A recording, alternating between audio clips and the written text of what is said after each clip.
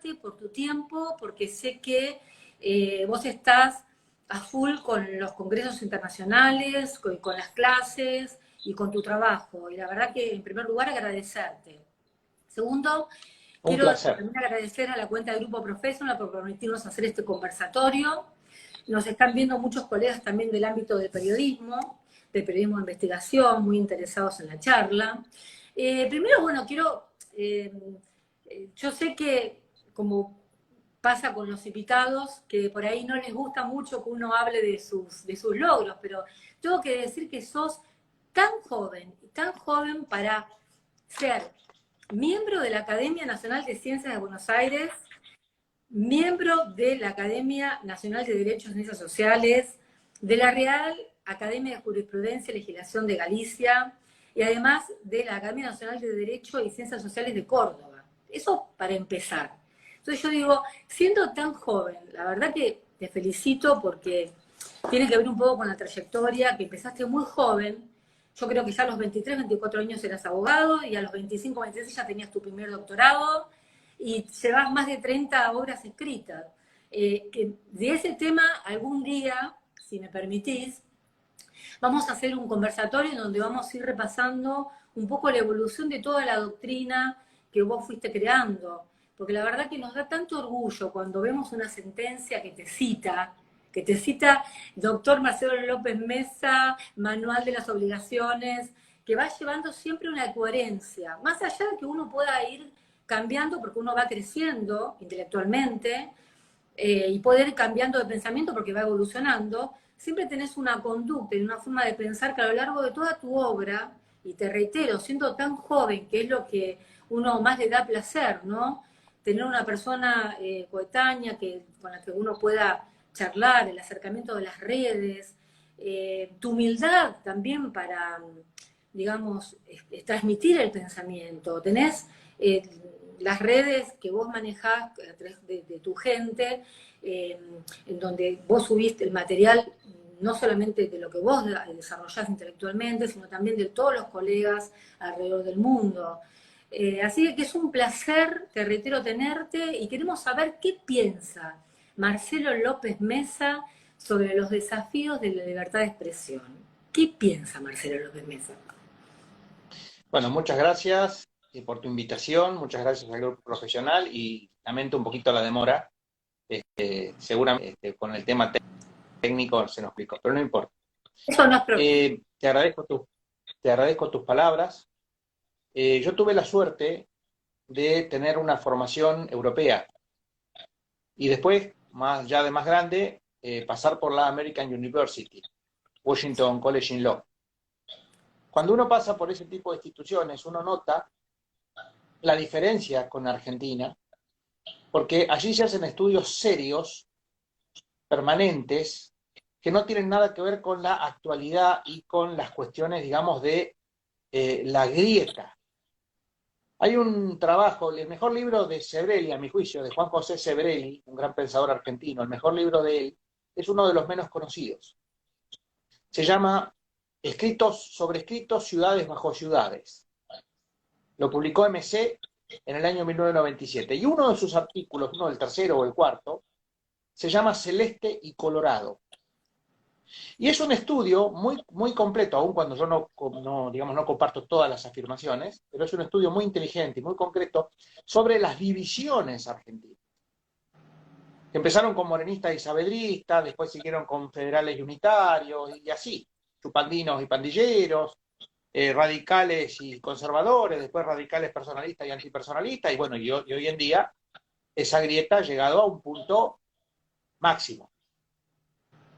Entonces, es muy difícil hablar de estos temas en serio y con conceptos científicos, Claro. porque todo lo que uno dice es decodificado en términos de grieta. Entonces, cuando uno trata de hacer un análisis equilibrado, objetivo, científico, por eso me precio de haber llegado como abogado, uno de los poquitos abogados que ha llegado a la Academia Nacional de Ciencias, uno en general no es comprendido, porque o lo consideran un tibio, que no toma partido, o Claro. lo consideran una persona que es un abstracto, un teórico. Claro. Y yo creo que los grandes problemas argentinos se han incrementado justamente por el tironeo de cada uno de ellos de los dos lados de la grieta. En materia de libertad de expresión, por ejemplo, yendo ya al tema que nos ocupa, en materia de libertad de expresión, se ha hecho un tratamiento que en muchos casos es pedestre, porque ha silenciado cuestiones fundamentales. Por ejemplo, yo te puedo asegurar que cuando yo publiqué mi artículo sobre libertad de expresión y sus desafíos, que fue mi discurso de ingreso en la Academia Nacional de Ciencias, mucha gente se enteró allí que la libertad de expresión en Estados Unidos no es absoluta desde hace un siglo al menos. Es decir, desde 1919, con el caso Schenck de la Corte Suprema. Entonces, yo no digo que uno pueda ser un inocente o un cándido. De hecho, por ejemplo, el maestro Sebrelli, en ese artículo que cité, se queja de Esteban Echeverría, porque Esteban Echeverría no tomaba partido ni por los unitarios ni por los federales. Entonces dice que es como un espíritu angélico. Yo no pretendo ser eso, pero lo que sí digo es, ¿cómo puede ser que los debates en Argentina se vacíen de sentido al punto de tergiversar desde los dos lados de la grieta las cuestiones?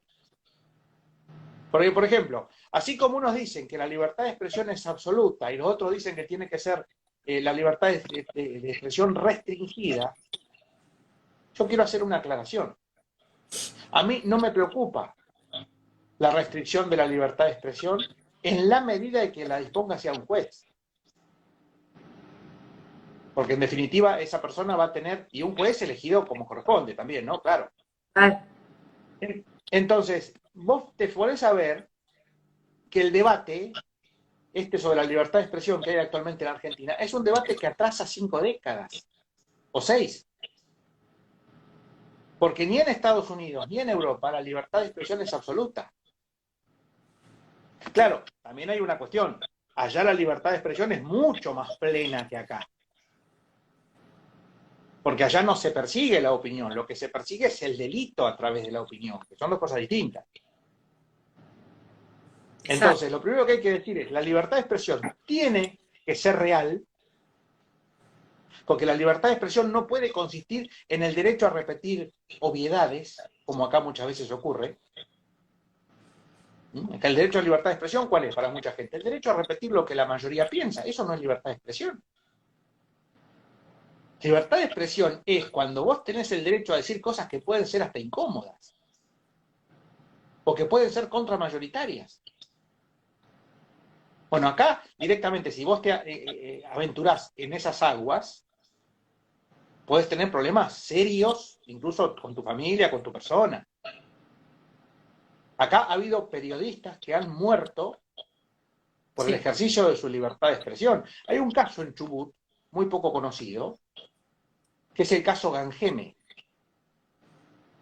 Gangeme fue asesinado por las cosas que decía en el diario Jornada de Chubut. Y así como es, hay mucha gente que ha tenido problemas por las cosas que decía o que escribía. Entonces, las dos cosas son ciertas. Y entonces, a lo mejor hay que hacer dos preguntas para analizar en la actualidad de la libertad de expresión en Argentina. En primer lugar, en un mundo donde hay discursos de odio, redes sociales, porno venganza, etc., ¿puede seguir la libertad de expresión siendo absoluta? Primera pregunta. Y segunda pregunta.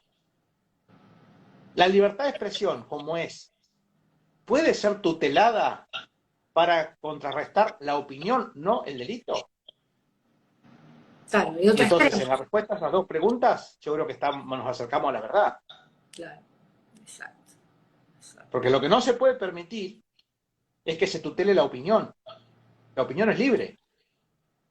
Entonces, más que libertad de expresión, libertad de opinión. Esa sí tiene que ser. Acá donde vos decís algo que roce alguna cuestión más o menos controvertida, te llevan al INADI. Sí. Si vos dijiste, por ejemplo, algún adjetivo, te llevan al INADI, te hacen investigaciones, capaz que eventualmente podés tener problemas de investigaciones de la FIP, llegado el caso. Entonces, ¿qué libertad de expresión es esa?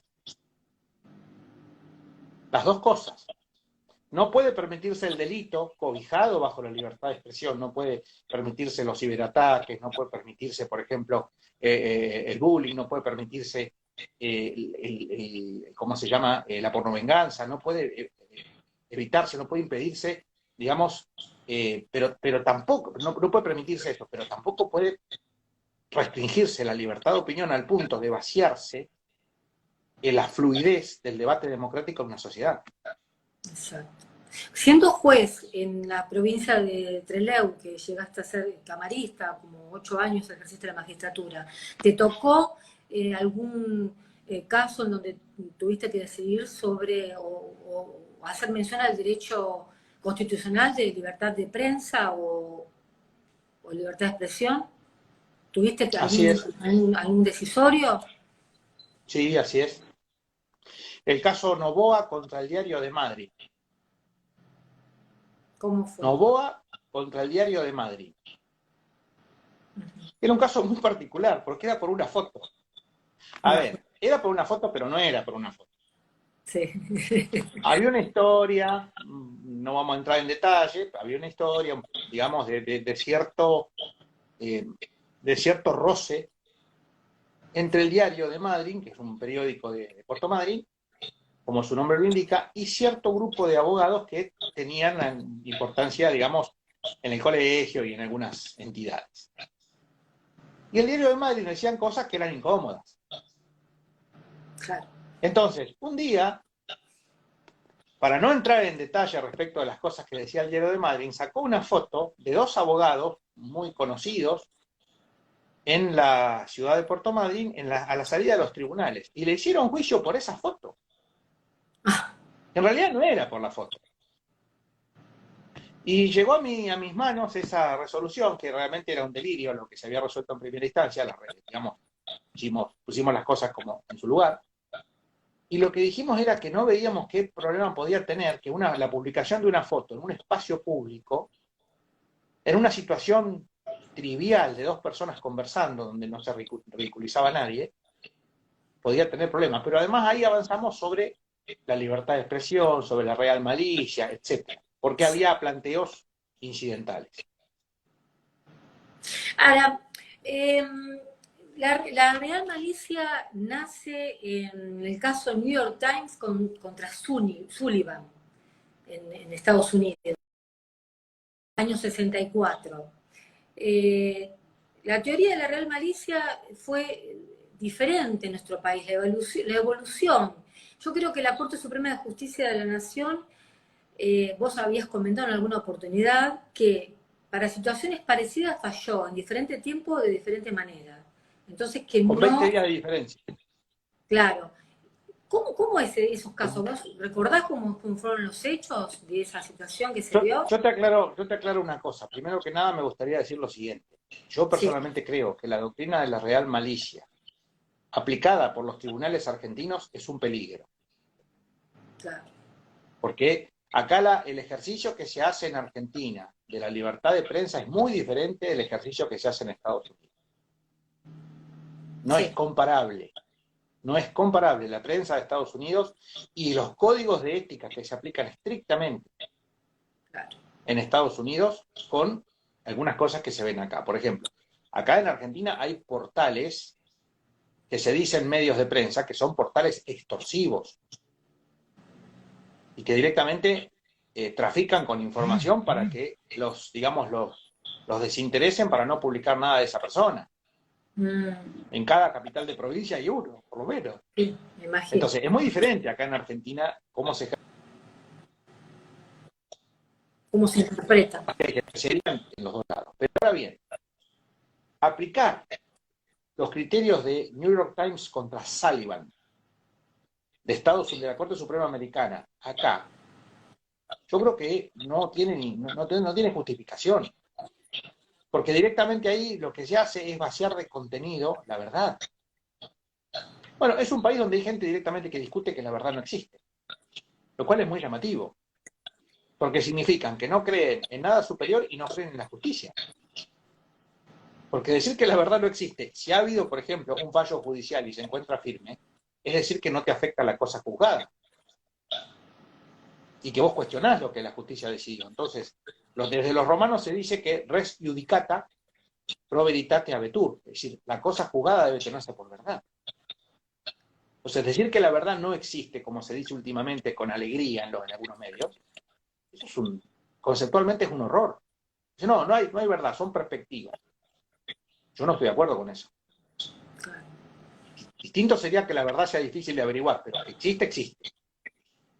Las cosas no pueden ser blancas y negras a la vez. Entonces, el tema de la doctrina de la real malicia, además, está complicada en este momento. Se ha terminado de demostrar lo que yo venía diciendo y lo que yo dije en el caso Noboa. Se está terminando de demostrar que en realidad esa doctrina es una doctrina leve conceptualmente. En Argentina se ha aplicado con levedad. ¿Y por qué? Porque hay dos criterios de la Corte Suprema de Justicia de la Nación, con 20 días de diferencia, que dicen exactamente lo contrario. Uno es el caso de Sanctis Guillermo, y otro es el caso García contra La Arena, el diario La Arena de Santa Rosa. La Pampa, sí. Claro, el caso hay que explicarlo un poquito porque si no la gente se pierde. Sí. Y volvemos a lo mismo. Hay particularidades del fallo de Santis, que es el que rompe, porque García sigue la línea tradicional de la Corte. El caso García contra La Arena sigue la línea tradicional de la Corte. Donde hubo una desviación fue en el caso de Santis.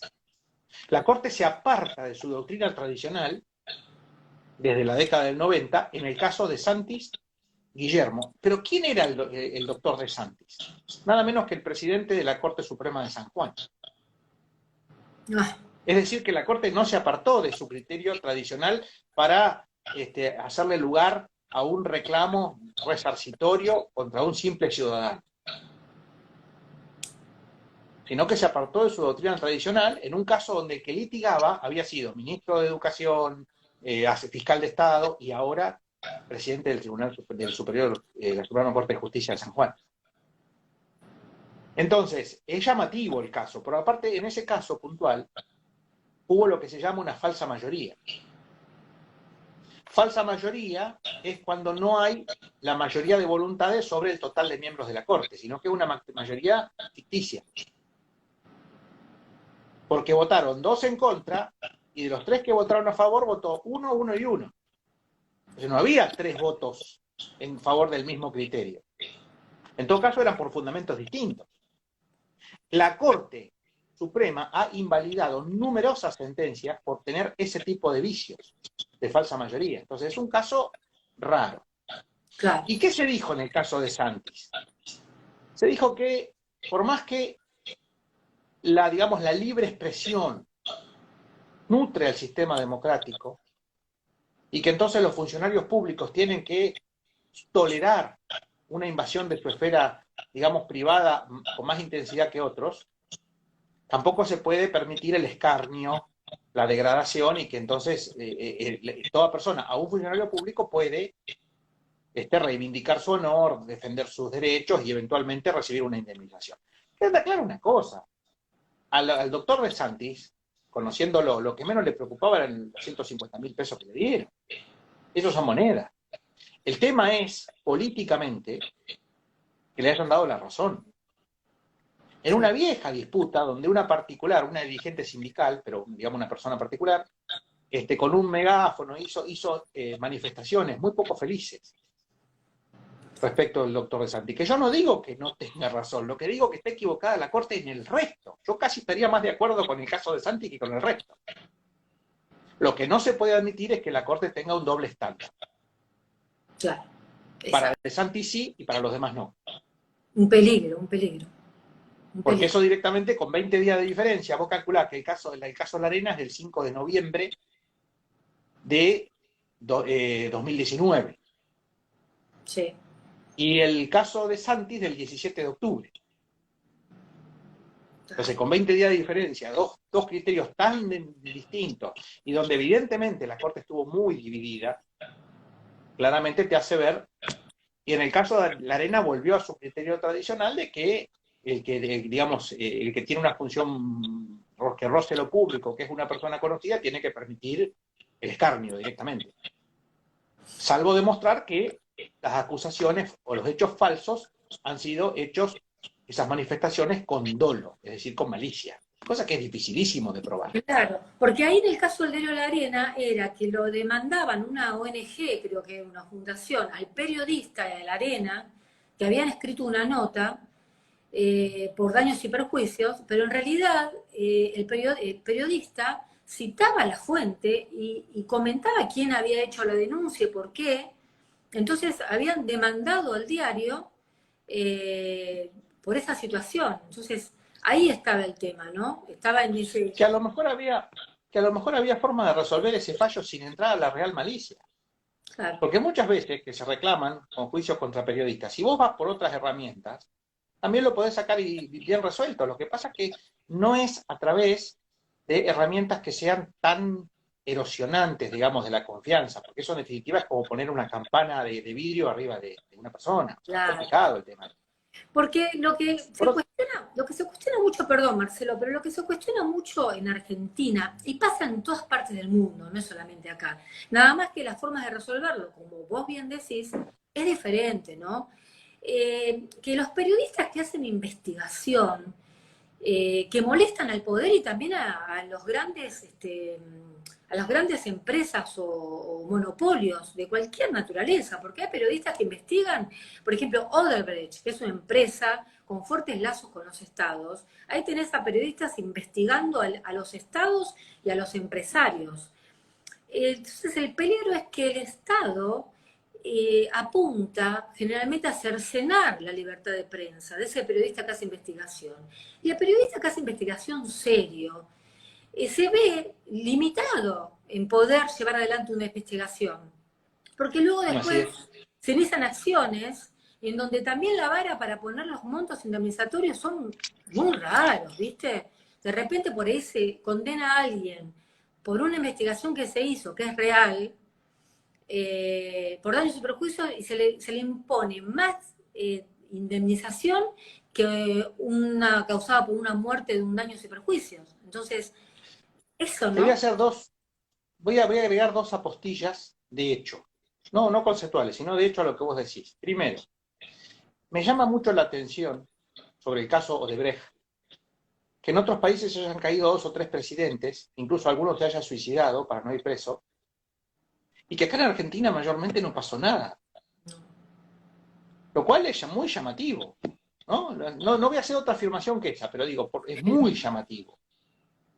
Porque nosotros vivimos en una isla de espíritus angélicos, o acá no se llegó tan a lo profundo como se llegó en otros países. Claro. Cada uno sacará sus conclusiones. Esa es una. La otra, apostilla. El caso de García contra La Arena es un caso que se resolvió el 5 de noviembre de 2019, pero los hechos habían pasado en el año 2002. Uf. Cuando se habla de la justicia rápida, de la agilización, ¿cómo se entienden 17 años de diferencia entre la sentencia definitiva de la Corte y los hechos? No hay confianza pública que aguante eso. Exacto. O sea, el desafío evidentemente tiene que ser, además de hacer una justicia mejor, hacer una justicia más rápida. Entonces, muchas cosas que se dicen están vacías de sustancia. Yo cuando estudié en Europa, uno de mis maestros nos enseñó a reducir el derecho a la forma de ecuaciones, porque decía que los latinoamericanos adjetivan mucho. Totalmente. Entonces, cuando vos reducís el derecho bajo la forma de ecuaciones, te das cuenta que la mentira, en muchos casos, campa a sus anchas en este país. Claro. Entonces vos ponés libertad de expresión igual. Y entonces ahí empezás a poner, y cuando te das cuenta decís, bueno, entonces es esto. Sí. No es mucho de lo que se dice. Por ejemplo, yo te pregunto, un caso, porque otra cosa interesante de analizar es que la Corte Suprema Americana, en sus precedentes sobre libertad de expresión, nunca discutió trivialidades. Claro. Acá muchas veces se discuten trivialidades. Ni las admite directamente. Claro. Ahora hay un caso que va a resolver la Corte, que ya hay dictamen del Procurador General, que va a resolver la Corte, que es el caso de la revista Barcelona. el caso Pando contra, Cecilia Pando contra Revista Barcelona. Sí, lo recuerdo. Todo surgió por una foto trucada, que viste la Revista Barcelona, Sí, es una revista muy especial, sí. digamos. Una vuelta, yo la compraba porque la verdad que la leía, me divertía mucho, y una vuelta vino mi papá, una persona mayor, de visita a mi casa, y había 2 o 3 revistas Barcelona en un revistero, y se estaba solo, se puso a leer, y cuando vine, yo estaba desaforado. Me Entonces me dice, imagino. ¿cómo puede ser que esta gente diga estas cosas? Entonces le tuve que explicar, no, le digo, mirá, Claro, esto es en broma, el código que maneja la revista es que claramente, no obstante lo cual, entre medio de broma y broma dicen unas cuantas cosas que nadie se atrevería a decir. Eso también es cierto. sí, sí, sí, sí, sí. Entonces, un episodio como el caso de primera instancia y segunda instancia, la sentencia de primera y segunda instancia del caso Pando contra Barcelona, que condenaron a Barcelona por el ejercicio del humor respecto de un personaje público, te demuestra que casos de la Corte Americana, como el caso de Larry Flynn, acá son impensables. Claro, En el caso de Larry Flynn, por ejemplo, en la revista Hustler, 8 jueces de la Corte, 8, por unanimidad la Corte convalidó la posición de un pornógrafo que había hecho una broma respecto de un líder religioso, evangelista, respecto de su posible o eventual adicción a una sustancia que es el alcohol. Acá una cosa así sería impensable. Entonces, vos fíjate, la Corte ahora va a tener que resolver el tema de la revista Barcelona, y yo sinceramente espero que no salgan por la tangente.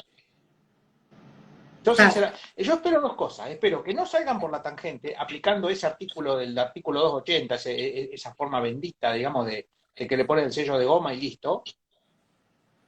Que cuando se entró en vigencia eso hace mucho tiempo, en la década del 90, yo dije que eso iba a ser la arbitrariedad frente al espejo.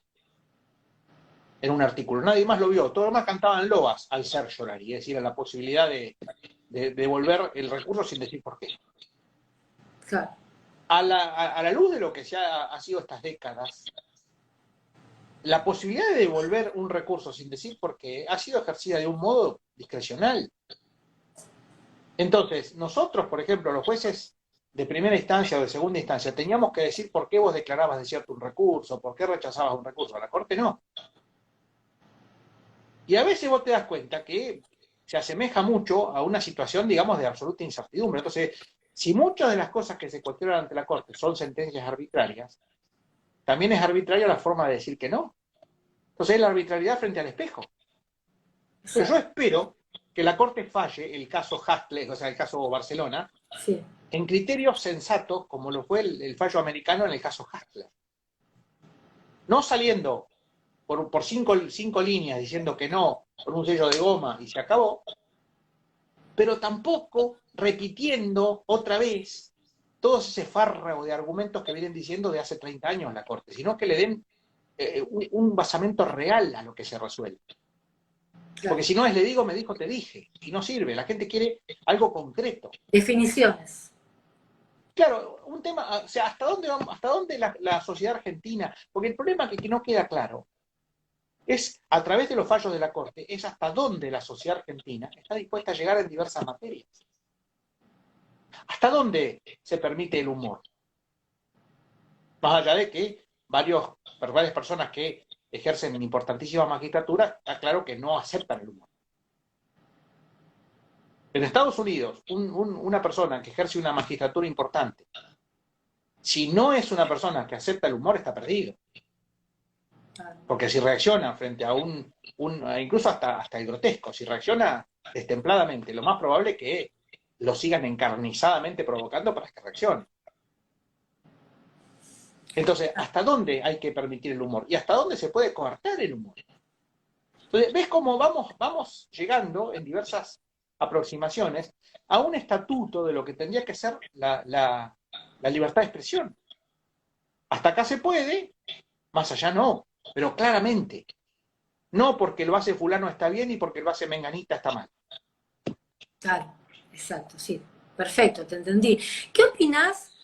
de Nodio. Mira, yo acá tengo unas líneas que uno de los objetivos de Nodio dice identificar, exponer y explicar la desinformación mediante acciones de monitoreo, revisión, análisis, verificación de la desinformación, identificación de estrategias argumentativas, sistemas de alerta, de publicidad. ¿Qué pensás de que el Estado, que nosotros paguemos a una agencia para que haga este tipo de investigaciones? ¿Qué te parece eso? Yo en principio estoy bastante prevenido con esa idea. No me parece que en este momento, sobre todo en este momento del país y del mundo, sea una idea, digamos, relevante, que la gente esté justamente esperando eso. Me parece que hay muchas cosas más de que ocuparse antes que eso. Y en todo caso después se verá, pero claramente es una idea inoportuna, por decirlo menos. Están muy preocupados por el tema de las fake news, ¿viste? Bueno, eso es cierto. Eso es cierto, la fake news es cierto, hay una cantidad importante. Lo Sí, que en todo caso hay que ver que son desde todos lados que las largan. claro. Que no hay una usina, digamos, que sea el mal encarnado en lo que antes llamaba los trolls. No, hay de todo. Acá hay gente que directamente vive de eso. Claro. Entonces, pero en el fondo, el tema de un observatorio de ese tipo, en el fondo implica una idea de base, que es no confiar en la inteligencia de la gente. Porque si vos tenés un público educado, vos tenés un pueblo educado, que recibe informaciones de todo tipo y va a poder hacer el zarandeo de lo que recibe, a ver qué. Y si recibe noticias falsas de un mismo lugar, rápidamente va a quedar desacreditado. Claro.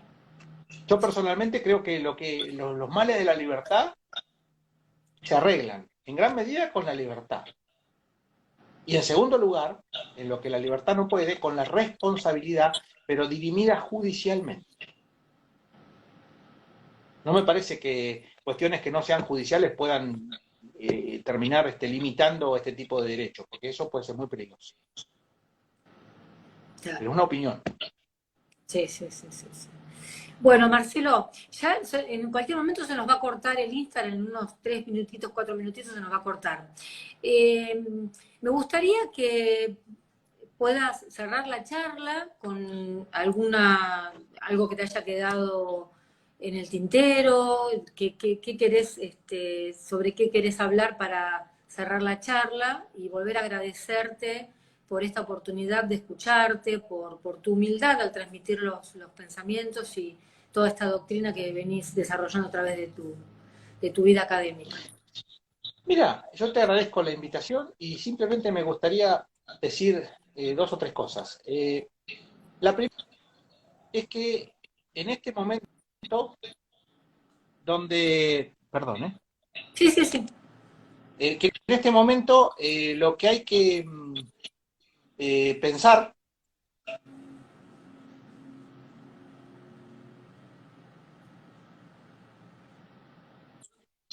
enfáticas, a veces los énfasis reemplazan a la sustancia de las cosas. Y entonces me parece que no es buena idea opinar sobre cuestiones, digamos, con la liviandad que a veces uno ve en algunos medios. Sí. Creo que habría que elevar un poco el debate, sobre todo para saber qué queremos como sociedad. Porque si no es, según quien lo diga, según el momento, o sea, no hay un debate sostenido. ¿A dónde vamos y quiénes somos? Me parece que habría que hacer un poco más de debate sobre ese tipo de cuestiones, nada más. Después lo demás es... Y te agradezco mucho por el momento, la oportunidad. Bueno. Bueno, gracias, Marcelo. Prometo que vamos a hacer otro sobre tu obra, que hay tantas cosas sobre la ineficacia de los actos jurídicos. Ahora estás haciendo el comentario al Código Civil y Comercial, una editorial muy importante, y que veo que entre algunos colegas que has invitado a participar, vos estás dirigiendo esa obra, es al doctor José Boteri de Mar del Plata, que es un Así excelente es. colega. La verdad que entre tantos, ¿no? ¿Y por qué tomo vas de la obra esa, Marcelo? Y ahora estoy corrigiendo el tomo 2 pero salen alternativamente, o sea que ya hay más o menos 6, 7 tomos publicados. Sí, interesante, interesante. Sí, sí, esa Bastante. es una muy buena crítica constructiva al Código Civil y Comercial, en donde vos, con El año fundamento, que viene estaría terminada la obra. estaría terminada. Bueno, ahí vamos a hacer Sí. ahí vamos a juntar todo lo tuyo, vamos a hablar un poquito de la evolución de tu obra, sobre algunos temas muy interesantes en debate, así que te comprometo para el ¿Cómo año no? que viene. Bueno, Con todo Marcelo, gusto, un placer. un placer, gracias. Hasta luego. Gracias. Muy amable.